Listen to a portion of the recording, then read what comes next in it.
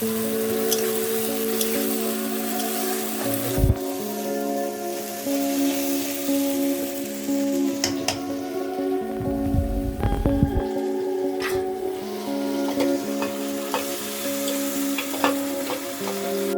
ଶ୍ରାବଣ ମାସରେ କେମିତି ଚିକେନ୍ କରୁଛୁ, ଗୋଟେ ଆମର ବାହାରେ ଚୁଲି ଅଛି, ଶ୍ରାବଣ ମାସରେ କଲେ ଆଉ ହିଁ ଟିକେ ଟେଷ୍ଟି ହୁଏ ସେଥିପାଇଁ ତ। ଟିକେ ସୁଧା ଟିକେ ଆମେ ଖାଉଛୁ ଘରେ। ସୁଧା ଖାଇଛି, ଚିକେନ୍ ପାଇଁ ଆମର ଲୋଭ ଟିକେ ଅଛି, ମାଛ ଟିକେ ଆମେ ଚିକେନ୍ କରୁଛୁ। ପାଇଁ କିଡନୀ କରେगा।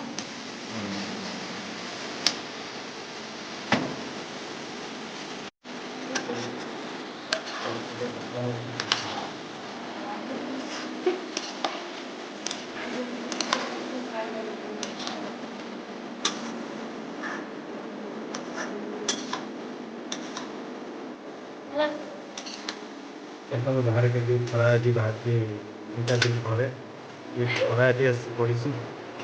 ଚିକେନ୍ ଉପରେ ଖରା ଟିକେ ପଡ଼ିବ, ଖରା ସେଥିପାଇଁ ଆମେ ବାହାର ଖୋଲାରେ ବସିଛୁ।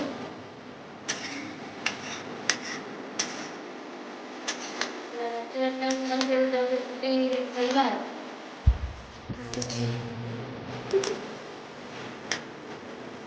तो तेरे काय दे पार्टी और क्या କେତେ ସମୟ କଥା ହବ? गाँव के से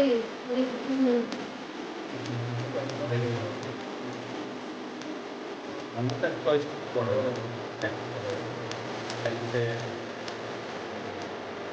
अब हम घर का खाना देंगे तो ठीक है ना करेंगे